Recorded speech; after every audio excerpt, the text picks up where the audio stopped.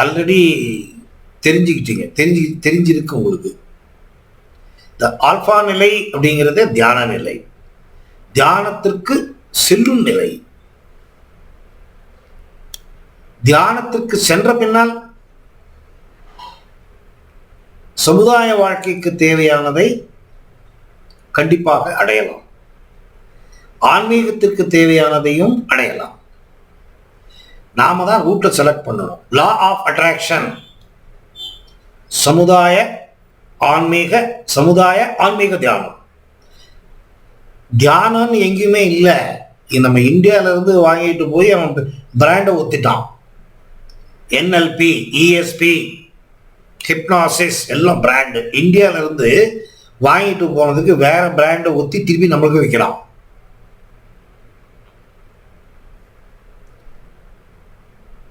அந்த மாதிரி பண்ணி பழக்கம் இருக்கிறதுனால நீங்க ரொம்ப விரைவில் அந்த ஸ்டேட்டை டச் பண்ணலாம்.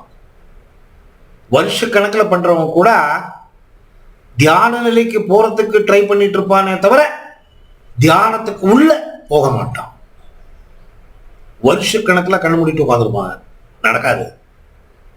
நிறைய பேர் என்கிட்ட வர்றாங்க, எவ்வளவோ வருஷம் பண்ற ஒண்ணுமே ஆகலையேம்பா. அதுதான் கைடு தேவை எப்பவுமே. அந்த கைடு தான் அவங்கள கரெக்ட் பாயிண்ட்ல கொண்டு உட்கார வைப்பான். இப்ப இந்த பகல் கனவு அப்படிங்கிறோம். நம்ம கண்ணு திறந்துக்கிட்டு எங்கேயோ பார்த்துக்கிட்டே இருப்போம் மூளையில.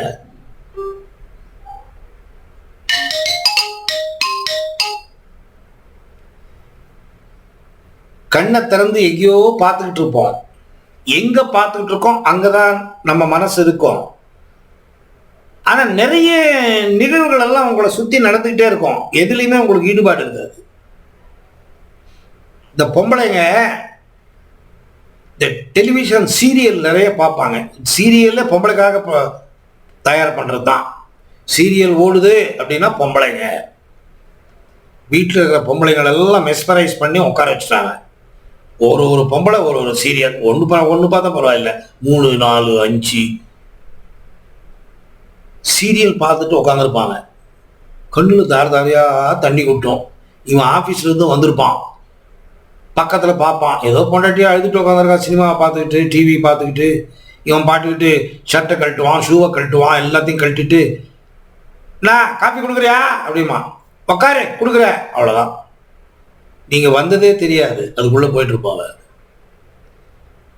யார் விஷயம் கொடுக்கறது, யார் கழுத்து இருக்கிறது, யார் கால் இழுக்கிறது, இதுதான் சீரியல். கிரியேட்டிவ் விஷுவலைசேஷன் அந்த படத்தோட ஒட்டிடுவாங்க. அந்த மாதிரி இந்த விஷுவலைசேஷனுங்கிறது நாமளா யூகம் பண்ணி ஒன்றுத்துக்குள்ள போறது, அதுதான் விஷுவலைசேஷன். அது கிரியேட்டிவா பண்ணீங்கன்னா நம்மளை அறியாம நம்ம இந்த உலகத்தை மறந்துடுவோம். மனதை don't obstruct the thought, don't destroy the thought, don't follow the thought. That is called meditation. Meditation உடைய meaning don't obstruct, don't destroy, don't follow. எப்படிங்க முடியும்? ஆனா தியானம் பண்றவங்கெல்லாம் இது மூணையுமே பண்ணுவாங்க. பண்ணக்கூடாது. இந்த கிரியேட்டிவ் விஷுவலைசேஷனுங்கிறது இந்த மூணுக்குள்ள வருது. Don't abstract, don't destroy, don't follow. அப்ப என்னன்னு கேட்டீங்கன்னா automatically go to alpha state. இந்த மனதுக்கு எது வேணான்னு சொல்றீங்க அது துரிதப்படுத்தும். அது that is the power of the mind. தண்ணி அடிக்கிறவன் அடிக்காதேன்னு சொல்லுங்க, அடிக்க ஆரம்பிச்சுவான், அது ஜாஸ்தி அடிப்பான். இல்லைன்னா உலகத்துல எல்லாம் தெரிஞ்சிருவாங்க. ஸோ இப்போ நான் கிரியேட்டிவ் விஷுவலைசேஷன் மூலமா உங்களை ஆல்பா ஸ்டேட்டுக்கு கூட்டு போறேன். நீங்க சொல்லி கொடுத்தது ஸ்கூல்ல போய் இருக்கிற மாதிரி. ஓ, அதை பார்த்தாச்சா? அது